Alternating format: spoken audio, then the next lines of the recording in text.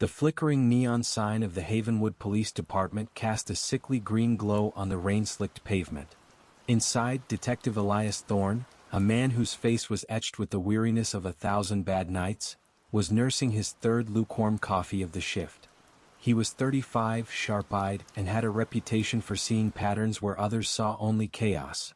The call came in at 2 a.m., a disturbance at the old Blackwood Asylum, abandoned for 20 years, now a crumbling monument to forgotten suffering. Dispatcher Maria's voice crackled over the radio, tight with an unnatural nervousness. Unit 3, respond to 1420 Hollow Road. Report of persistent, unidentifiable vocalizations. Caller is a private security contractor performing perimeter checks. Says it sounds like a loop. Thorne and his partner, Officer Lena Kincaid, a pragmatic, by-the-book rookie with a steely resolve, arrived 10 minutes later. The air was heavy with the smell of damp earth and rot. Unidentifiable vocalizations is police code for crackheads screaming at the moon. Thorne, Kincaid muttered, cinching her jacket tighter. Not this time, Lena, Thorne replied, his hand resting on the holster of his sidearm. Blackwood doesn't usually attract the living. Look at the perimeter. The iron gates were still chained shut, but a small, neat gap had been cut into the chain-link fence bordering the overgrown parking lot. It wasn't forced, it was precision work. They found the security contractor, a man named Victor, huddled in his SUV, pale and shaking, the keys dangling from the ignition. It's inside, Detective, Victor gasped, pointing a trembling finger at the main building. I didn't go in. I heard it on my mic. My walkie-talkie was on the roof, I swear, and then I heard it. A single voice. But it's not right. Thorne took the walkie-talkie. It was a standard, sturdy model. He pressed the playback button on the internal recorder. A sound, clear yet deeply disturbing, filled the silence of the night. It was a woman's voice, raw with terror, screaming 2 words, "Don't look." Then absolute silence. A pause of exactly 1.7 seconds. And the scream repeated, "Don't look." It was perfectly, unnervingly identical.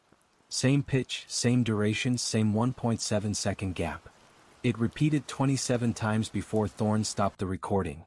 That's the loop he mentioned, Kincaid whispered, her professional facade momentarily cracked.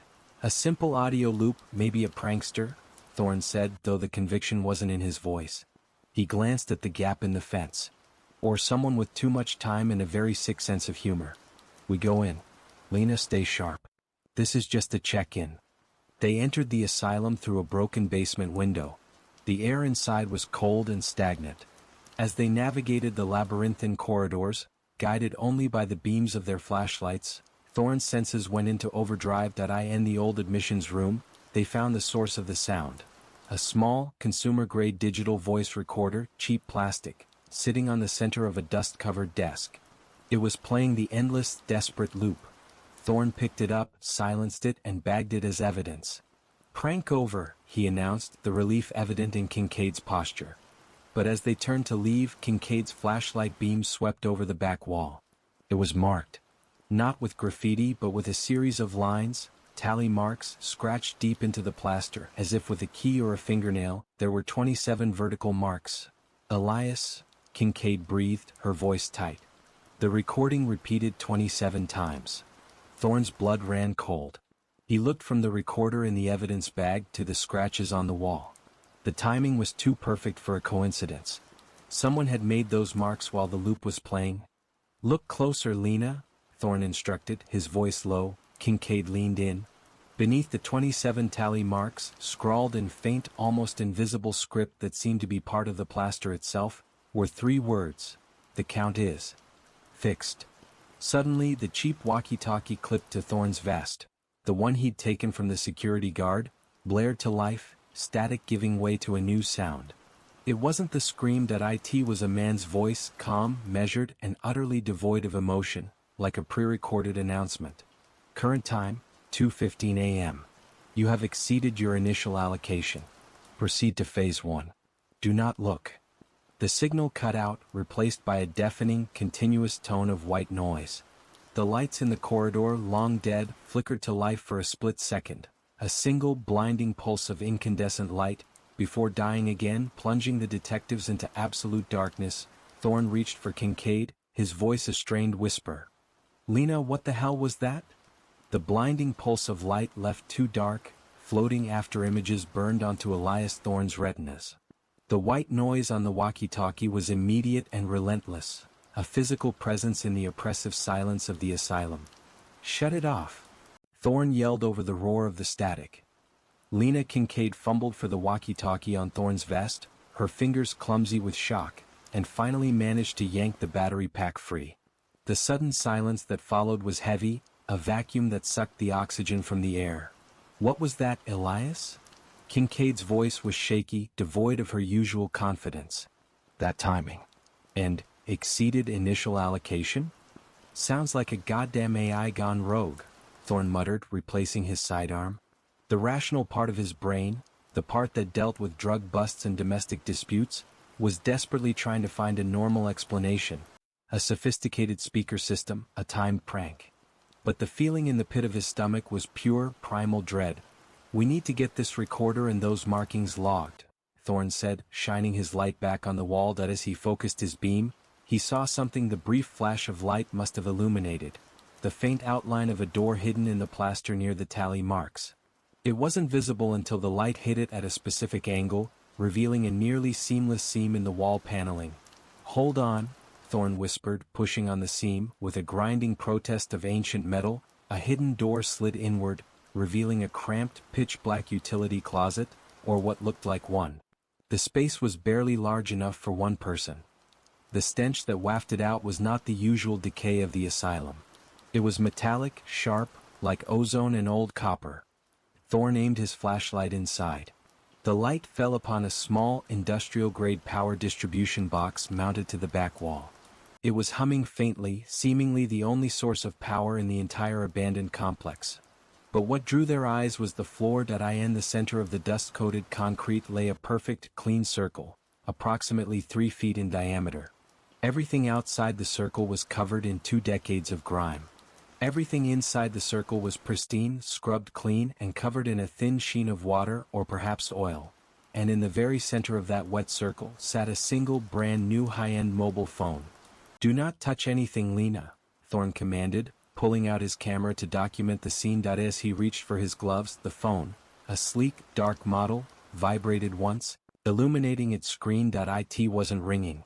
It was displaying a digital police report form, identical to the ones used on the department's mobile database, the PD log 7.0. The form was already filled out. Field value case file no, A362 July suspect. Entity unidentified incident type. System override / temporal anomaly witness count. 2 status. Active / processing. The last field, status, was blinking rapidly. As they watched, the word changed. Status, active / processing status. Warning, time drift detected. The metallic stench intensified. The phone suddenly let out a piercing high-frequency whine, a sound that went straight through their teeth, and the screen flashed red. Kincaid instinctively raised her arm to shield her face. Elias, this isn't a prank. This is calculated. Thorne gripped his camera, documenting the changing display. Someone is running a parallel operation. They're using our case files, our language. He lowered his camera and looked back at the distribution box. A single thick black cable ran from the box down the wall and vanished through a freshly drilled hole in the floor beneath the clean circle. We are not leaving this building until we find out where that cable goes, Thorne stated, his voice now dangerously calm. As they stepped back into the corridor, the white noise from the silent walkie-talkie on the floor suddenly returned, not from the device itself, but seemingly from the air around them. It wasn't static, it was a low vibrational hum, and then their own. Police radios clipped to their belts both clicked simultaneously. The squelch filter was bypassed. A voice, the same measured, emotionless voice from before, spoke through their official communication channels. Officers Thorne and Kincaid, you have successfully acquired the required primary evidence. Deviation is 4.1 minutes. Proceed to location, Sector Delta, Sublevel 3. Witness integration phase imminent. The signal cut. Kincaid looked at Thorne, her face ashen. Sublevel 3? Blackwood Asylum only has a basement. And that voice, it knows our names. Thorne felt a cold dread settle deep in his chest. We don't have a Sector Delta. We've never had a Sector Delta. But someone wants us to think we do. And they want us on that sub-level. He gripped the evidence bag with the loop recorder tighter. Whatever is happening, Lena, it's using our tools and our rules. This isn't just a location. It's a trap designed with our procedure in mind. Let's find the basement stairs. And for God's sake, keep your eyes on the walls. As they moved deeper into the oppressive dark of the asylum, the air temperature dropped precipitously, and a barely perceptible sound began to emerge from the walls. A sound like the quiet, rhythmic tapping of thousands of unseen fingertips against glass. Thorne and Kincaid found the entrance to the asylum's basement tucked away behind the main cafeteria, a rusted steel door marked, "Storage," with a broken lock. They descended a flight of crumbling concrete steps, the silence replaced only by the crunch of plaster dust beneath their boots. The basement was a vast, subterranean cavern of shadowed brickwork, unlike the cramped corridors above. It was filled with discarded medical equipment, gurneys draped with cobwebs, rows of empty chemical drums, and a pervasive smell of rust and chemicals. "This isn't just storage," Kincaid observed, pointing her flashlight at a bank of fused electrical panels. This was the utility hub. And there is absolutely no sign of a sub-level 3. If they can plant a phone running proprietary police software, they can hide a door, Thorne said, scanning the perimeter. His attention was drawn to a far corner where the brick wall was unnaturally clean, free of the dampness and mold that coated the rest of the room. As they approached, they saw the brickwork wasn't brickwork at all. It was a camouflage facade. Thorne pressed hard on a section near the floor, and the entire wall silently swung inward, revealing a dimly lit, narrow metal staircase descending into true darkness. This wasn't old asylum architecture. This was brand new construction. "Sector Delta, I guess," Thorne muttered, his hand finding the grip of his weapon. "This is where we cross the line, Lena. We're not investigating a crime anymore. We're investigating the impossible." Kincaid nodded, pulling her own weapon. "Let's go. But if we see anything labeled witness integration, we shoot first." They descended the spiral metal staircase. The air grew colder and the tapping sound, the sound of countless fingers on glass, grew louder, echoing eerily off the metal walls. At the bottom, the stairs opened into a long, sterile hallway. It looked like the service tunnel of a major corporate facility, not the underbelly of a derelict asylum. Fluorescent lights, enclosed in protective metal cages, cast a harsh, unwavering glare on the polished concrete floor. On the wall near the stairwell entrance, a small laminated sign was bolted into the concrete. "Section 7. Delta Access RE." They began moving down the hallway, their footsteps clicking loudly in the unnatural quiet. As they walked, Thorne noticed small, almost imperceptible details. The faint scent of copper and ozone was stronger here, and there were no vents, drains, or air circulation systems visible. The air was simply still. After about 50 yards, the hallway opened into a circular, white-walled chamber. In the center, mounted on a low pedestal, was a single state-of-the-art monitor displaying a live feed. The live feed was of the Havenwood Police Department lobby, and not just the lobby. The time stamp on the feed read 3:15 a.m. The same time they had left the basement of Blackwood Asylum just moments ago. They could see themselves, or rather their ghostly, slightly translucent figures, walking out the basement door, getting into their cruiser and driving away. The image was jerky like an old film reel, and their movements were distorted. That's us leaving," Kincaid stammered, raising her hand to touch the image of her own translucent figure on the screen. "But we're here." Thorne felt a wave of nausea. "It's a recording. Or maybe a projected timeline. Something is running a parallel instance of us." The screen suddenly flashed a single word. "Access.as." The word disappeared, the camera angle on the feed shifted from the lobby to a close-up of the evidence locker. They watched the translucent figure of Thorne placing the bagged voice recorder into locker 4. Then, the monitor displayed a close-up of locker 4's digital keypad. A series of key presses began, slow and deliberate, by an unseen hand. The numbers were entered, 3-6-2 glitch. The screen on the locker flashed green. The door to the evidence locker swung open, revealing the single small bag containing the voice recorder. And then a new, much larger object was pushed into the empty space next to the bag. It was the body of a woman. She was young, dressed in a stained nurse's uniform that looked 2 decades old. Her eyes were open, staring blankly, and around her throat was a thick, black cable, identical to the one Thorne had seen running through the hole in the floor of the utility closet. The camera zoomed in on the woman's face. The horror wasn't just in the violent death, but in the expression frozen on her features, pure, unadulterated fear, her mouth wide in a silent, permanent scream. A new message flashed across the bottom of the screen, in bold red letters. Witness integration, complete. Allocation exceeded. Case A362 glitch is now active. Kincaid dropped her weapon, the sound ringing out in the sterile room. Elias, they just showed us a murder. In our own evidence locker. And that uniform, she's from this place. Thorne didn't look away from the monitor. He looked at the face of the dead woman, then back at the blinking red text. The count is fixed, he murmured, recalling the inscription on the wall. They didn't just kill her. They planted her in a predicted future. They're not running a simulation, Lena. They're running an execution schedule, and they've just filed the body as evidence for a crime that hasn't officially happened yet. The low, rhythmic tapping sound suddenly stopped. The white noise, absent for only a moment, roared back to life, but this time it was distorted, overlaid with a single repetitive sound.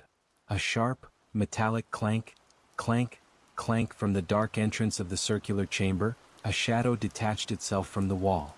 It was tall and unnaturally slender, draped in what looked like faded, oversized scrubs. Thorne raised his weapon, his voice cutting through the noise. Police, show me your hands. The figure didn't stop. As it glided closer, the light caught its head. It wasn't a face but a smooth, polished sphere of black metal. And clutched in its hand, dragging on the pristine concrete floor, was a thick, black cable. The same kind used to strangle the woman on the screen. The clank, clank, clank was the sound of its metal feet hitting the floor. The metallic clank, clank, clank of the entity's approach resonated through the sterile chamber. Elias Thorne didn't hesitate. He was a detective, not a combat specialist, but years on the force had drilled one truth into him. Immediate threat requires immediate response. He squeezed the trigger. The echoing blast of his service pistol, a .40 caliber SIG Sauer, shattered the white noise in the eerie silence. The round struck the entity dead center in the chest. The figure didn't flinch. It didn't stumble. Instead, a small black ripple like water disturbed by a pebble emanated from the point of impact on its chest. The polished metallic surface seemed to absorb the kinetic energy instantly. The bullet fell to the floor with a pathetic tink, flattened and useless. Lena, fall back. Now. Thorne yelled, grabbing Kincaid's arm and pulling her toward the stairwell entrance. The entity increased its speed. Its movement wasn't a run. It was a disconcerting glide, the metal sphere of its head swiveling silently, tracking them within human focus. The cable it dragged whipped uselessly behind it. Kincaid, finally snapping out of her horrified paralysis, retrieved her dropped weapon and fired 3 rapid shots at the entity's legs. Same result. 3 ripples, 3 flattened bullets dropping onto the concrete. It shielded Elias. Standard rounds aren't working, she shouted as they scrambled back up the narrow metal stairs. Thorne glanced down just as he reached the landing.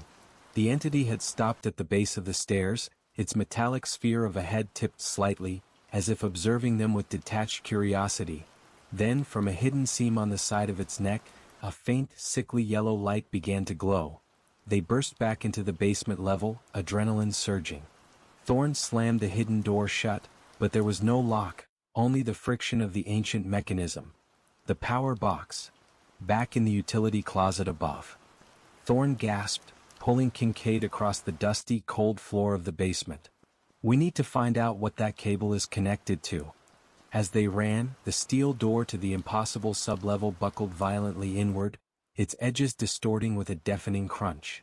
The entity had not even bothered to open it. It had simply used sheer, ungodly force. They sprinted for the stairs leading back up to the main asylum level.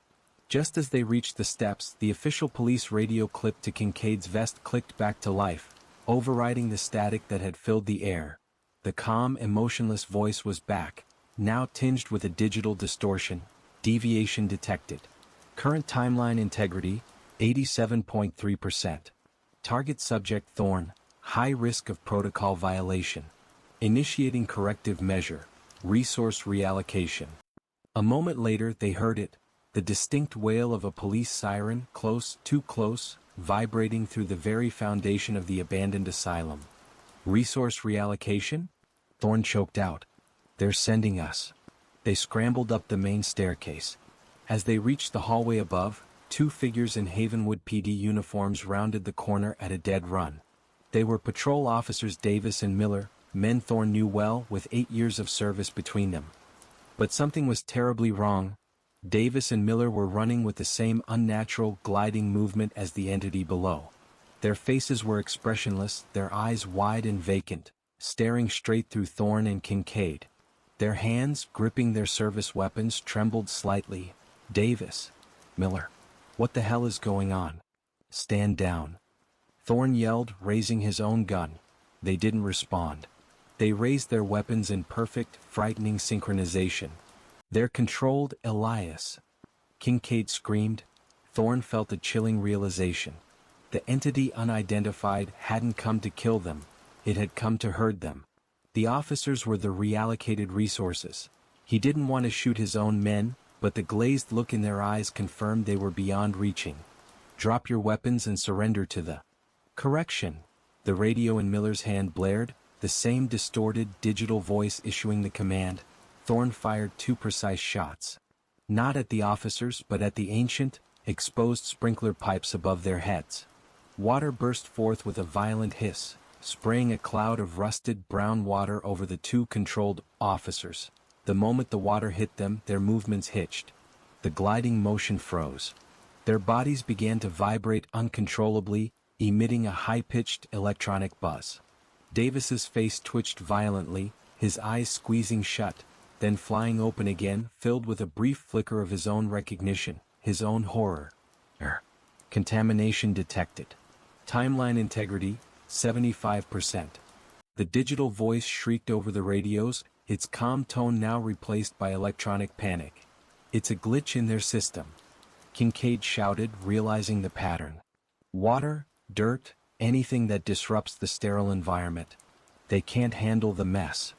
The 2 officers, Davis and Miller, suddenly collapsed to the floor, convulsing, their uniforms steaming slightly where the rusty water hit the fabric. They were out, but alive. Thorne and Kincaid didn't wait. They raced back toward the admissions room, back toward the original site of the loop, and the utility closet. They could hear the clank, clank, clank of the entity from the sublevel now starting its slow ascent up the main stairs behind them. The race was on. They reached the utility closet and Thorne immediately shone his light on the power box. The thick black cable was still there, running through the hole. The cable is the key, Lena. It's the tether, Thorne panted, ripping his own knife from his belt. We cut the tether, we shut down the connection. But just as he brought the blade down on the thick insulation, the faint yellow light from the sublevel entity flared violently. The white noise on the radios peaked in a massive, deafening crescendo. And then the power box itself began to vibrate. The metal casing glowed with a sickening internal yellow light, and a new, terrible sound filled the small space. A sound like 1,000 voices screaming the 2 words from the loop simultaneously, "Don't look." The multi-voiced echoing shriek of "Don't look" was not just a sound, it was a physical blow, a wave of pure sonic energy that slammed into Thorne and Kincaid. The metal utility box vibrated so violently it threatened to tear itself from the wall. Thorne, shielding his face, forced his knife down onto the thick, taut black cable. The blade bit into the dense insulation, sparks flying instantly, but the cable was tougher than any standard wire, reinforced with a polymer that seemed to actively resist the steel. "It's not cutting," Thorne yelled, his voice strained. Kincaid, blinded by the flashing yellow light, desperately scanned the small closet. Her eyes landed on a fire extinguisher mounted near the door, an old, heavy, pressurized CO2 unit. The glitch! The contamination! She screamed, tearing the extinguisher from its bracket. Ignoring the pain in her ears, Kincaid aimed the nozzle at the glowing power box and pulled the pin. A massive plume of freezing white gas erupted. enveloping the box and the cable in a cloud of CO2 and dry ice. The effect was instantaneous and dramatic. The yellow glow vanished. The thousands of screaming voices choked into silence. The violent shaking stopped. The power box went dark, emitting only the hiss of escaping gas. The air immediately smelled clean, crisp, and bitterly cold. Thorne seized the moment of silence. He slammed his knife against the frozen cable one last time, right where the CO2 had crystallized the insulation. This time, the frozen polymer shattered like glass. The thick black cable snapped apart with a final dying twang. Outside the closet, the rhythmic clank, clank, clank of the entity's ascent stopped abruptly. A sound like heavy machinery falling and breaking echoed from the stairwell. Silence returned. A deep, heavy, blessed silence. Thorne pulled the recorder, case file, a 362 glitch, and the cut cable section from the closet. He and Kincaid stumbled out, coughing on the dry ice, their ears ringing painfully. "We severed the connection," Thorne rasped, trying to regulate his breathing. Whatever that thing was, it was tethered to this power source. Kincaid looked down the hallway toward the main stairs. The two controlled officers, Davis and Miller, were still unconscious, lying motionless near the pooled, rusty water. "We need to get them and ourselves out of here. This place is a hot zone," Kincaid urged, but Thorne's attention was drawn to a faint, rhythmic clicking sound emanating from the evidence bag in his hand. He carefully pulled out the cheap plastic voice recorder that had started it all. The display was dark, the battery dead from the power surge. But the clicks were not coming from the internal mechanism. They were coming from the polished black side of the plastic casing. Thorne held it closer to the flashlight. Where before there was just smooth plastic, now there were tiny, perfect rows of holes, like microscopic pinpricks, forming a miniature grid. As he watched, one of the tiny holes lit up, then another, spelling out letters in a low-power, blinking LED pattern. It wasn't using the screen. It was communicating through the physical structure itself. The message blinked out slowly, agonizingly. W E N C. It's communicating with us through the evidence, Kincaid breathed, her voice filled with a fresh wave of dread. "The count is fixed," Thorne said, the pieces clicking into place with horrifying precision. "This whole asylum, the sublevel, the phone, the controlled officers, it's all a fabricated scenario. A stage. They didn't want the evidence destroyed, Lena. They wanted it acquired." He looked back at the utility closet, now silent and cold. "We were supposed to acquire the recorder, the primary evidence, and then be integrated on sublevel 3. By cutting the cable, we interrupted the timeline they set." As he spoke, the lights in the entire corridor suddenly, violently flickered back on. Not the harsh white fluorescence of the sublevel, but the asylum's ancient, warm, buzzing incandescent bulbs, shedding a sickly yellow light. The power surge had reactivated the asylum's main breaker. And then the intercom system, untouched and silent for 20 years, crackled to life. A new voice spoke. This time it wasn't the calm, digital void or the screaming chorus.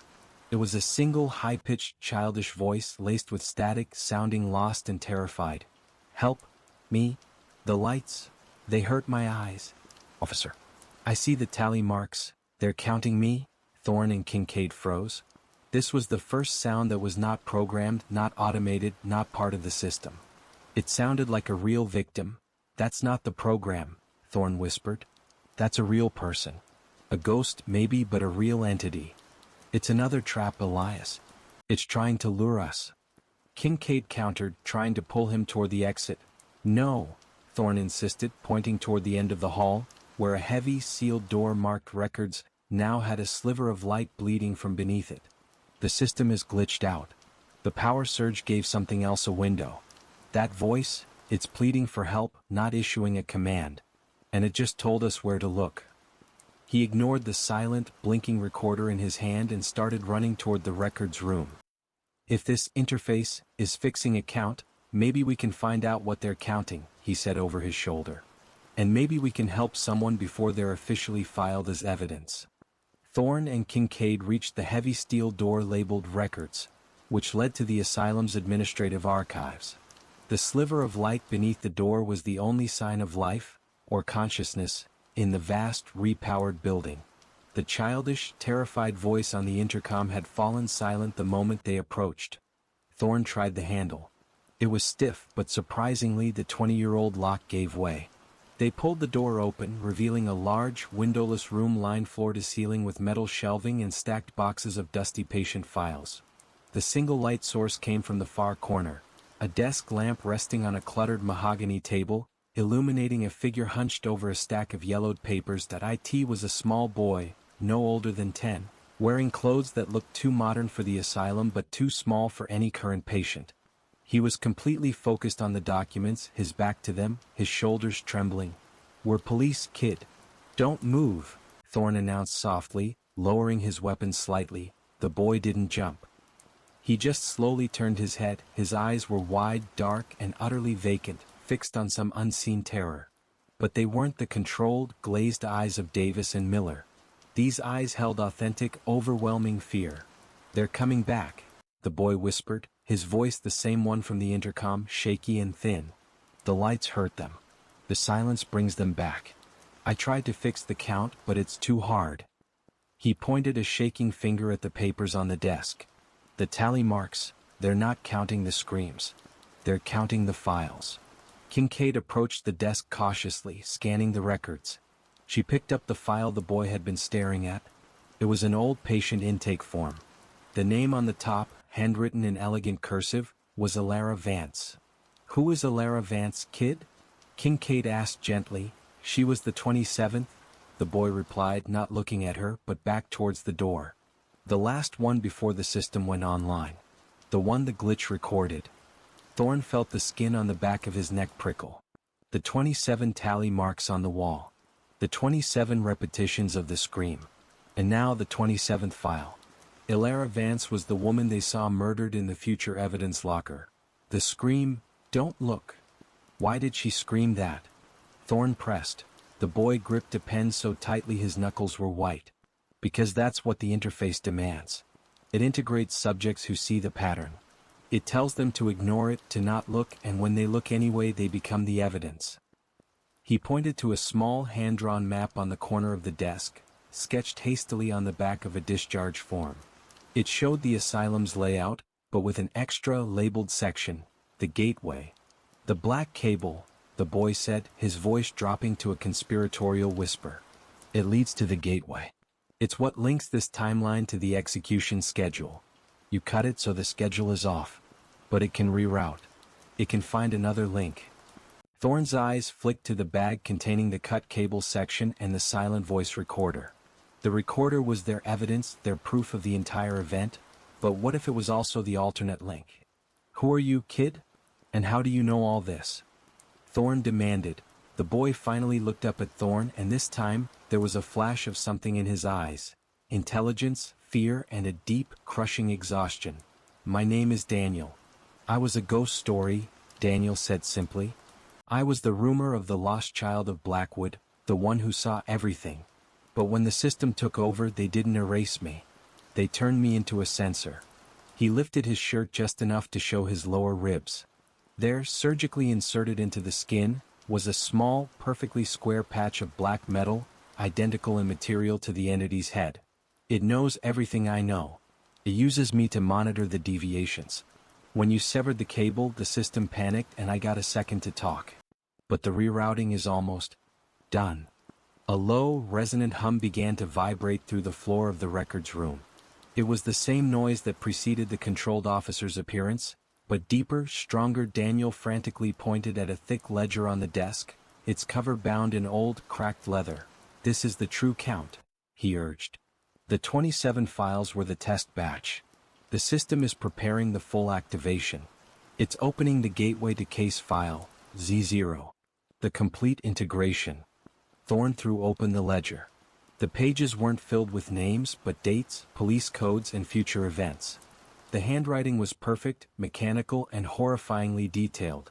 The final page, the most recently entered, simply stated, "Case file no, Z0-7 witness integration. Detective Elias Thorne deviation correction. Imminent status. Processing. Time signature final 03:30. The time, 3:30 a.m., was exactly 15 minutes from the current moment. They're going to integrate me, Thorne whispered, the blood draining from his face. They're going to make me the final evidence. The humming intensified, and the light in the room began to strobe, a blinding pulse that matched the rhythm of Thorne's accelerating heart. The intercom shrieked back to life, the digital voice triumphant. Timeline integrity restored. New acquisition point, activated. Witnesses Kincaid and Daniel, containment protocol active. Daniel looked up at Thorne, his eyes wide with fatalistic certainty. It's not just the recorder anymore. You are the new link officer. You saw the count. Now you're the interface. Suddenly, the metal shelves lining the room groaned, warping inward. The shelves nearest the door began to tilt violently, threatening to bury them under 20 years of decaying patient files. The system was trying to seal them in. The metallic groaning of the shelving unit reached a deafening pitch. Dust and pulverized plaster rained down as the heavy metal racks, bowed by an invisible force, began to collapse inward, blocking the only exit.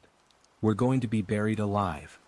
Kincaid shouted, drawing her weapon and firing a desperate, futile shot at the rapidly collapsing ceiling. The gateway. The map. Thorne yelled, pointing at Daniel's crude sketch. Lena, find the location for the gateway on that map, now. Daniel, where is the nearest point?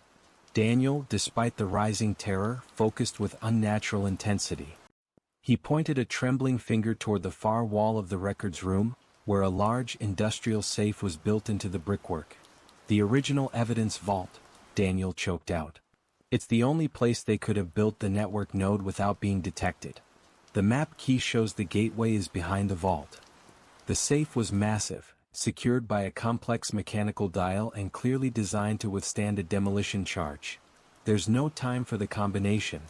Thorne grabbed a heavy metal desk chair and hurled it with all his strength at the safe door.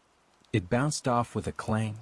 Kincaid looked from the safe to the rapidly collapsing shelves, then back to the evidence bag containing the silent, blinking voice recorder. The tiny LED lights on the plastic casing were now blinking rapidly, no longer spelling words, but a single, insistent numerical pattern: .3-6-2-0-0-0-0-0-0. The safe isn't the exit, Elias. It's the lock. Kincaid yelled. The system is trying to tell us the combination. It's the case file number, A-362-glitch, but it's using the full 7-digit code. Thorne understood instantly. The system wasn't just trapping them, it was following protocol even in panic. To proceed to the next stage, integration, it needed the current records opened. The letters are numbers on the dial. Thorne realized, ripping his gloves off. A3G6, L2. I need the full sequence. Daniel, galvanized by the frantic energy, rushed back to the ledger on the desk, flipping through the pages of mechanical script. The full log 7.0 code for A362 glitch. Daniel screamed, reading from the ledger's appendix. It's 3620404. Thorne slammed his shoulder against the collapsing shelving unit, momentarily stalling its descent. Kincaid, gripping the cold steel dial, began turning. Click. 3. Click. 6. Click. 2. Click. 0. Click. 4. Click. 0. Click. 4. With a heavy, grinding thunk, the lock disengaged. Kincaid yanked the safe door open just as the entire shelving unit finally gave way, crashing down behind them with a splintering roar that filled the room with choking dust. They tumbled into the small, dark interior of the safe. The safe was empty, save for a single small black data card resting on the bottom shelf. But the back of the safe wasn't brick, it was a reinforced steel panel with a heavy, round handle. The gateway, Thorne breathed, recognizing the architectural signature of the sublevel construction. He grabbed the handle and twisted. The panel swung open, revealing a second, narrow passage. A short, dark, concrete tunnel that descended sharply. As they entered the tunnel, Kincaid glanced back at the records room. The lights in the ruined room were strobing faster and faster, and the white noise of the digital static was returning, even stronger than before. Daniel, his eyes darting frantically, pointed down the dark tunnel. It's here. The rerouted connection. If you go to the gateway, you'll connect directly to the execution schedule's core process. Thorne looked at the black data card from the safe. He slid it into the reader slot on his own police-issued smartphone. His phone immediately displayed a new screen, overriding his own OS. Case file pull. Complete. The screen showed a diagram of the Blackwood Asylum building. But below the basement, a vast, complex network of glowing blue lines had appeared, labeled the Matrix. And at the very center of the matrix, pulsating with a dangerous red light, was a single large node labeled Core Processor, Z0. A final message flashed across the screen. Warning, new connection established. Witness integration imminent. Final time signature, 03:30 a.m. Thorne realized the terrifying truth. The data card, which they thought might be a clue, was a Trojan horse. By inserting it, he hadn't just accessed the system. He had allowed the system to access him. He was now the active terminal, the direct, rerouted connection. The interface used us to open the gateway and then used the data card to connect to me. Thorne cursed, pulling the phone away and throwing it down the tunnel. We can't stop. We're out of time. Kincaid shouted, pointing at the end of the tunnel. The tunnel opened into a vast, empty chamber. It was a single enormous room deep beneath the earth, cylindrical in shape, its ceiling lost in shadow. And in the very center, pulsing with that dangerous red light, was the core processor. Z-0.IT was not a computer. It was a massive rotating industrial gear, 30 feet in diameter, made of polished black metal, its teeth meshing silently with the air. It hummed with the sound of thousands of trapped voices. And standing before the gear, its back to them, was the entity from the sub-level, the one with the spherical head, now completely stationary. It was holding the strangled corpse of the nurse, Elias, that IT was placing her body into a small open hatch on the side of the massive rotating gear. Witness integration. It's filing the evidence. Kincaid screamed, firing her weapon at the entity. The entity absorbed the bullets with the same ripple effect, but it momentarily paused its task. It slowly turned its head, the black metal sphere tracking their every move. And then the childish voice of Daniel, the censor, spoke directly from Kincaid's radio, panicked and distorted. Officer Kincaid. The integration is only temporary. The final evidence is the time. You have to stop the clock. Look at the gear. Thorne looked at the massive rotating gear. You finally saw it. Etched into the side of the central hub, polished and glowing faintly red, was a digital clock counting down the seconds to their predicted future. T-minus. 00:01:22 The final time signature. 3:30 a.m. The chilling revelation of the countdown clock. T-minus. 1 minute and 22 seconds, etched into the massive rotating gear plunged Thorne and Kincaid into desperate, immediate action. The silent rotation of the gear, the core processor, Z0, was the engine of the execution schedule. We have to stop the rotation. Thorne yelled, firing his remaining rounds at the small, complex mechanisms visible near the gear's axis. The bullets simply flattened against the polished black metal, echoing the uselessness of their standard ammunition. The entity, still holding the body of Elias, glided closer to the open hatch on the gear. Witness integration is mandatory for protocol completion. Do not interfere with scheduled events. The calm digital voice boomed from the walls of the chamber. Kincaid glanced back at the dark tunnel where they left Daniel, the censor boy. She didn't want to leave him, but the threat here was absolute. Elias, what about the glitch? The contamination? Thorne looked around the huge, sterile chamber. The concrete floor was clean, the air dry and cold. There was no water, no dirt, nothing to disrupt the interface. His eyes fell on the body of Elias. Her uniform was decades old, stained with fluids from the asylum, and now likely blood from her strangulation. The body. The evidence itself is the contamination. Thorne realized. It's a physical artifact that doesn't belong in their sterile system. The entity, sensing the disruption, moved to deposit the body into the hatch. Thorne raised his weapon, no longer aiming to stop the creature, but to disrupt the deposit. Crack. Crack that he fired 2 shots into the polished metal rim of the open hatch. The bullets bounced off, but the impact created microscopic vibrations and a metallic clang. The entity momentarily paused, its spherical head twitching slightly as if irritated by the noise. Lena distracted.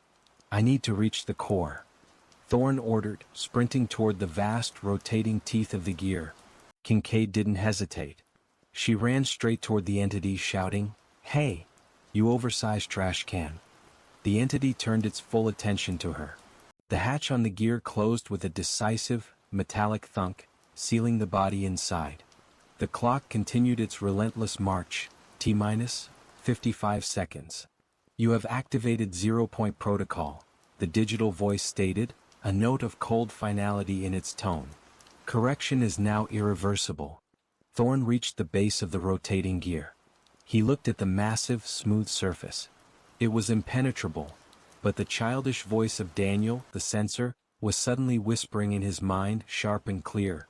"The interface needs a connection to run. You are the connection officer. You have the tether."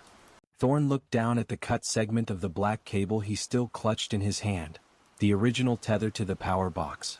It was cold, inert evidence. "The cable," Thorne muttered, "is the link. If I connect the old link to the new link..." He fumbled in his pocket and pulled out the small black data card he had pulled from the safe, the same card that had infected his phone and turned him into the new connection. He saw a small, thin crevice running horizontally across the hub of the gear, just below the digital clock. It was an access port, hidden in the seamless design. "Lena, get ready to run." With Kincaid distracting the entity, Thorne jammed the sharp, severed end of the black cable into the access crevice on the core processor. It wedged firmly, creating a crude, physical short. The digital clock instantly went haywire, blinking numbers randomly. The massive gear ground to a shuddering, metallic halt.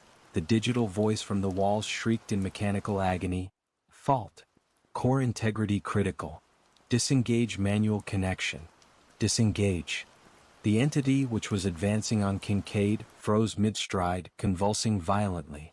Its spherical head sparked with bright yellow electricity, and thick, black smoke began to pour from the seams in its metallic body. Thorne didn't stop there. He took the black data card, the electronic tether, and, with a grunt of effort, he hammered the card into the same crevice next to the cable, forcing the electronic and physical connections to merge and short-circuit the access port. The gear screamed out. A massive surge of white, blinding energy shot out from the core, enveloping Thorne entirely. He felt a colossal, crushing weight of data and noise slam into his consciousness. A million digital screams, a billion lines of code, the horrifying execution schedule of the interface pouring directly into his mind. That he heard Daniel's voice, strained and fading. "You've broken the sequence. The system is dissolving. But you can't be the link, officer. It will integrate you forever." Thorne bit down on the pain, fighting to hold the connection open, fighting the overwhelming data flood. He knew he was standing at the event horizon of an impossible dimension. "Lena. The exit. Now," he roared, his voice barely audible over the internal and external electrical storm. Kincaid, seeing the massive energy surge, turned and ran, firing one last time at the convulsing entity to cover Thorne's retreat. The entity collapsed into a heap of sparking, twisted metal. Thorne wrenched himself back from the gear, pulling the cable and data card free. The connection was severed.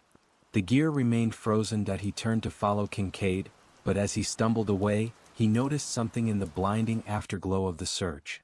The body of Elias Vance, the last witness, the 27th file, was now partially extruded from the closed hatch on the silent core processor. And as he looked at her face, her eyes, the eyes that were wide with frozen, silent terror, briefly flickered. And she spoke, not with the program's scream, but with a low, desperate whisper that cut through the silence. "The loop, it's still running, but the sound is elsewhere."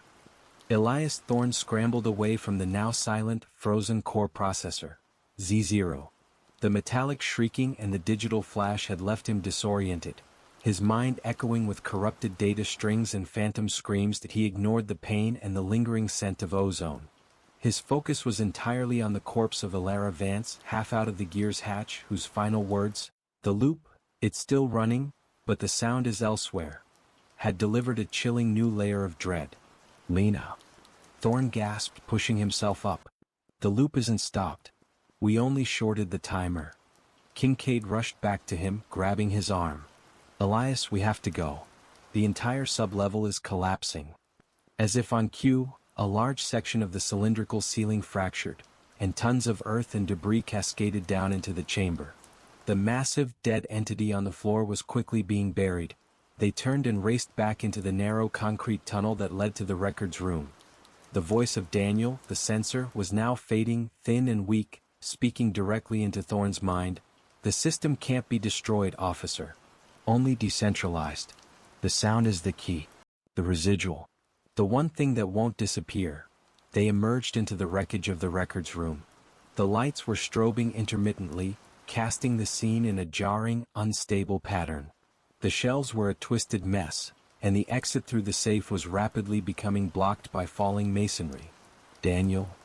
Kincaid called out, scanning the debris. There was no sign of the boy. Only the scattered, crumpled patient files and the empty safe. He's gone, Thorne said grimly. Either the collapse got him or the system reclaimed him when we cut the tether. He grabbed Kincaid, shoving her through the safe opening and into the tunnel leading back to the basement. The sound is elsewhere, Thorne repeated, his eyes burning with forced clarity. The initial scream, "Don't look." It's the core command. If it's still running, it means the command protocol is still active, just relocated. They crawled through the final meters of the safe tunnel and dropped back into the damp, dusty basement. They were now back on the asylum's original level, leaving the nightmare of the fabricated sector delta below them. The moment they were back in the basement, the white noise and static vanished.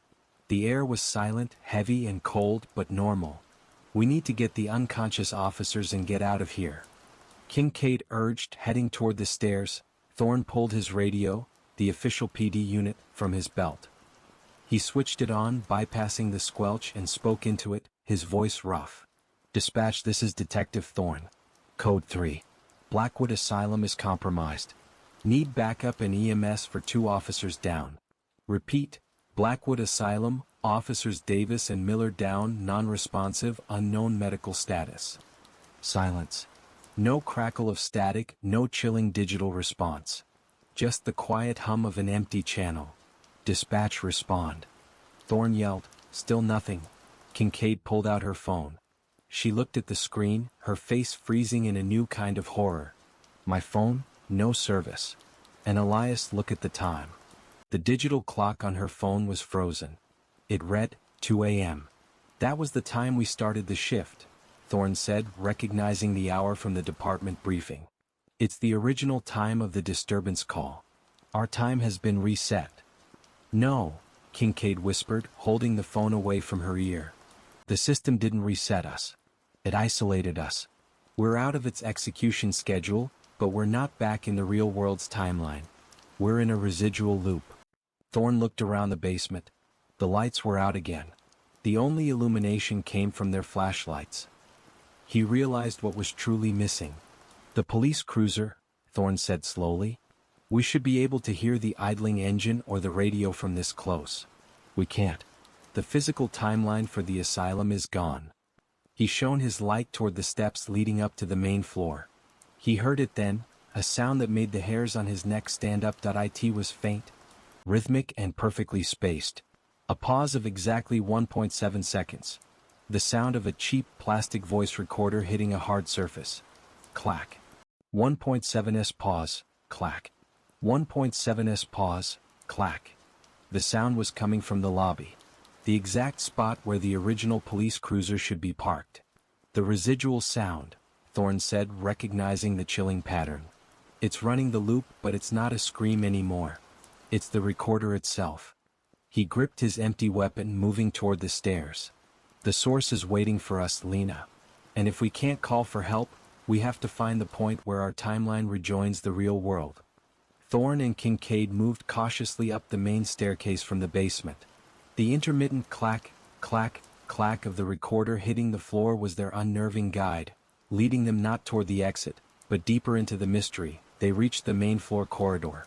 The 2 controlled officers, Davis and Miller, were gone. The pool of rusty water was still there, evidence of their short-lived glitch, but the officers themselves had vanished, likely reclaimed by the system the moment Thorne cut the tether. The rhythmic clack led them to the admissions room, the site of the original 27 tally marks. The hidden door to the utility closet was wide open, exposing the now silent, dark power box that in the center of the dust-covered floor, where the detectives had first found the recorder, was a small, empty, rectangular depression. The sound was not here. It was beyond, through the administrative wing, moving toward the front entrance. As they followed the sound, Thorne noticed a key difference in the environment. The tally marks on the wall were no longer 27. They had been subtly, mechanically altered. A single horizontal line now bisected the entire block of marks. The count is closed. They reached the asylum's main lobby. The large, sweeping room, once dimly lit by the sporadic asylum lights, was now plunged into absolute darkness, illuminated only by their flashlights. The source of the sound was in the dead center of the lobby, a small, white plastic digital recorder, identical to the one Thorne had bagged, bouncing lightly on the polished, dust-covered marble floor. Clack. 1.7s pause, clack. 1.7s pause, clack. The sound was relentless, precise. The recorder we bagged is still with us, right? Kincaid whispered, confirming the bag in Thorne's hand. Yes. This is a duplicate. A placeholder, Thorne replied, his eyes scanning the surrounding darkness. The massive 20-foot-high front entrance doors were directly behind the clacking recorder. It's not clacking to lure us, Lena. It's clacking to mark the rhythm, Thorne realized. The 1.7-second pause isn't random. It's the gap in the original scream loop. It's the time signature of the command protocol. He took a step toward the recorder. Suddenly, the darkness around them was replaced by a strange visual distortion. A shimmer in the air, like watching a heat haze over a desert road. The walls seemed to ripple and waver, as if the physical space was struggling to maintain its form. The digital voice, though weaker now, whispered from the shimmering air itself. Integration correction. Protocol A-362- glitch is in a state of self-repair. Accessing residual command signature. The clacking intensified into a frenetic, overlapping series of impacts. Clack, clack, clack. The visual distortion intensified, and a massive, invisible wave of force slammed into Thorne and Kincaid, throwing them back against the lobby wall. When Thorne recovered, he saw it. The massive front doors of the asylum were dissolving. Not crumbling, but literally unrendering, the wood and iron structure dissolving into static electricity and shimmering light, revealing the rainy night outside. And standing in the downpour, perfectly framed by the dissolving doorway, was their police cruiser. The engine was idling. The exit. It's the point of re-entry. Kincaid shouted, scrambling to her feet. But between them and the cruiser stood the entity that it was not the massive, sparking machine from the sublevel. This was a smaller, slicker version, its metallic shell polished black, its spherical head reflecting the neon green glow of the external Havenwood PD sign. It moved with the same uncanny glide, and in its hand, it held a small object that was Daniel's phone, the black high-end mobile phone from the utility closet. The entity held the phone up, and the digital voice came from its internal speaker, strong and clear. Deviation final detected.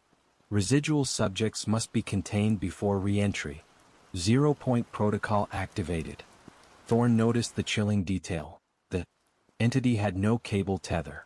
The phone was the connection. The phone is the new core. Thorne screamed.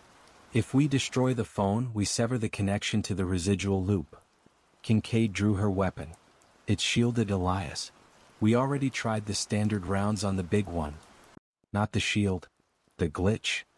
Thorne realized, his mind racing through the logic Daniel and the system had revealed. It hates contamination and noise. He spotted the asylum's fire alarm pull station on the wall.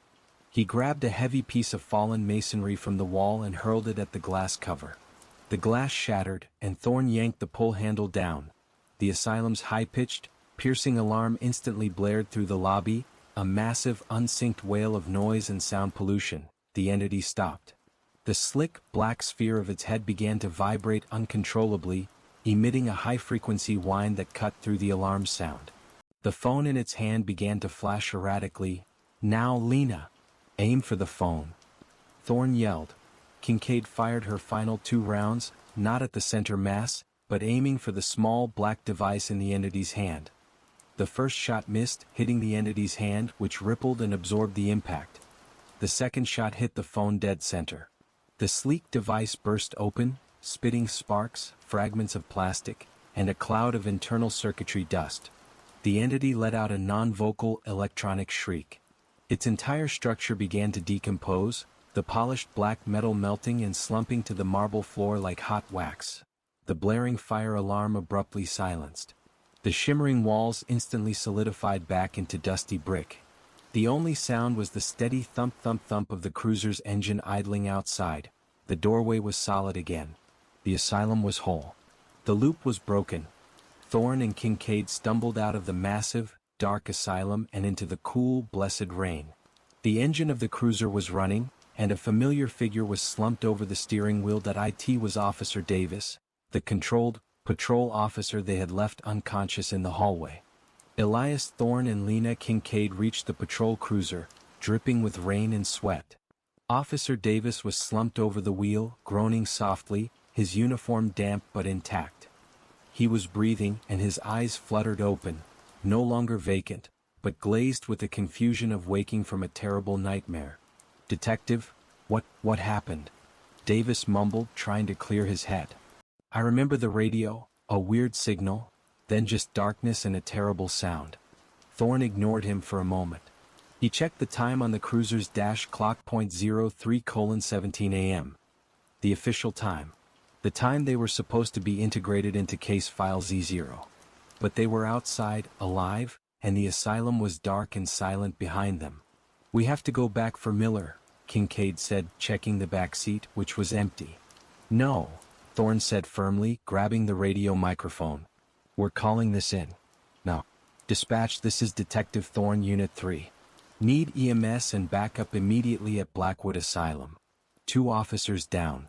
Possible chemical exposure and severe disturbance. Code 3. This time, the radio squawked back instantly, loud and clear.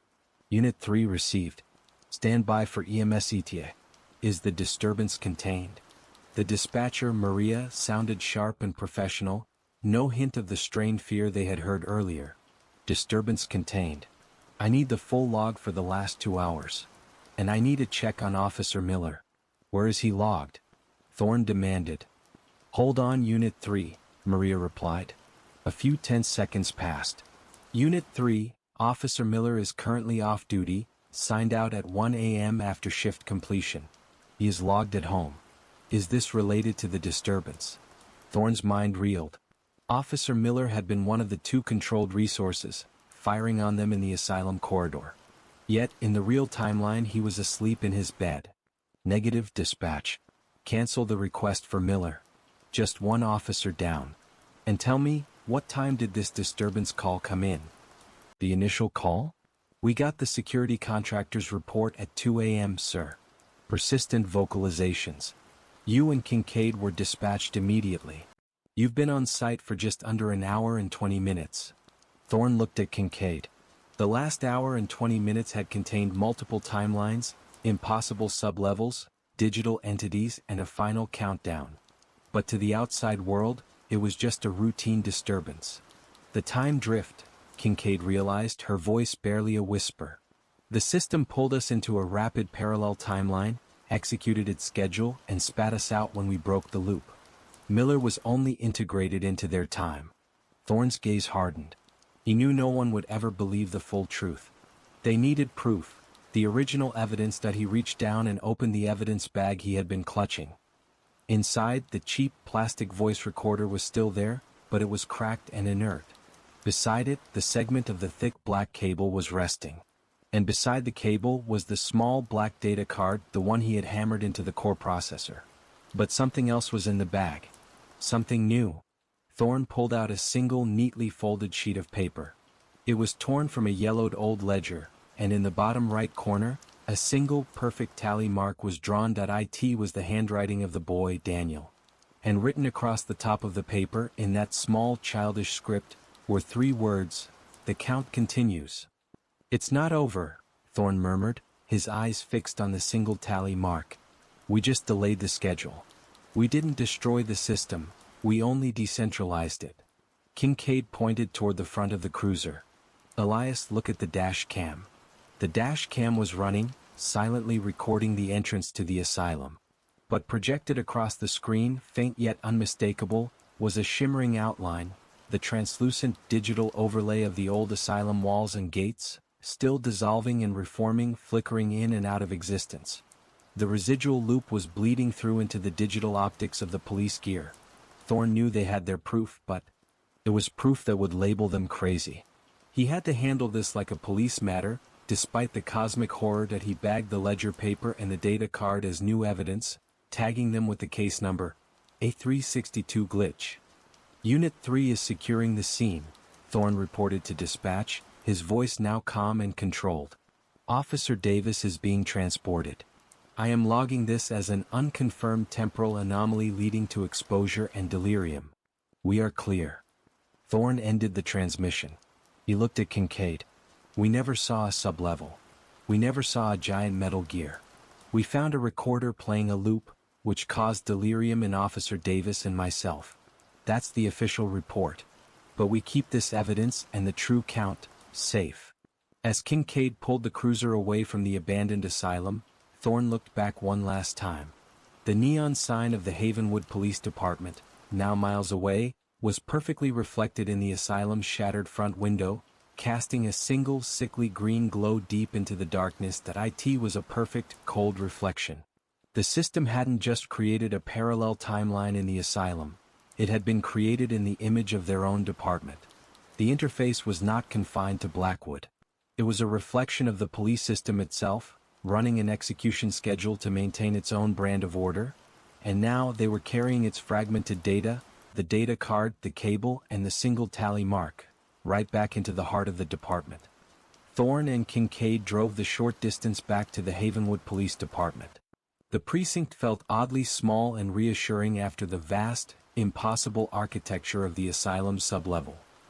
They quickly logged Officer Davis into the triage room for a mandatory medical evaluation, reporting only exposure to unknown volatile chemicals. Thorne bypassed all other procedures.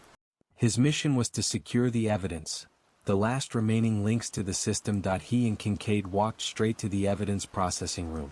We need a new case file, Thorne said, his voice flat, exhausted. Case file A362 glitch. Temporary holding until we can get an analyst on the physical evidence. Kincaid prepared the official seal and paperwork. Thorne opened the metal evidence locker, the very locker they had seen the system use for witness integration. He carefully placed the bag inside, the inert voice recorder, the cut cable segment, the data card, and the single sheet from Daniel's ledger marked with the first new tally. He sealed the locker with his unique code. Tyranny. As he stepped back, he looked at the other lockers lining the wall. He remembered the live feed from the sublevel, the transparent image of the dead nurse's body being filed into Locker 4. Thorne slowly walked over to Locker 4. It was currently sealed, stamped with the lock code of another detective. What is it, Elias? Kincaid asked, watching him nervously. Locker 4, Thorne muttered. The body. We saw them file the body right here. He pulled up the digital logs on the evidence terminal. He typed in the code for Locker 4. The screen flashed, access denied. Locker contains active case file. He then searched the department's main database, looking for any recent activity or unusual files associated with that locker. He found it. A new entry, timestamped 3:25 a.m., exactly 2 minutes before they arrived back at the precinct. Field value case file no. A362 July suspect. Entity uniting FAD evidence filed. Human remains, female, unidentified. Filing officer. Detective Igor status. Active/processing. Thorne stared at the screen, a cold, sickening wave washing over him. The file was exactly as they had seen it on the system's monitor, but the filing officer listed was him. It didn't just predict the murder, Thorne whispered, pointing at the screen. It executed it and then manipulated the logs to make it look like I filed the evidence. The system had completed its protocol in the real world, using their identities to close the loop. The body of Alara Vance, the 27th file, was sealed away, and Thorne was now officially the only person who knew the truth, and the only person implicated by the system's logic. This is the 0-point protocol, Kincaid realized, her hand instinctively touching the sidearm she had just holstered. It eliminated the witness, filed the evidence, and designated the primary threat as the source. Suddenly, the department's main computer network emitted a low, continuous beep. Thorne and Kincaid looked up. The lights in the evidence room began to flicker with that familiar, sickly yellow pulse. The network printers throughout the precinct, unconnected to their current terminal, simultaneously roared to life.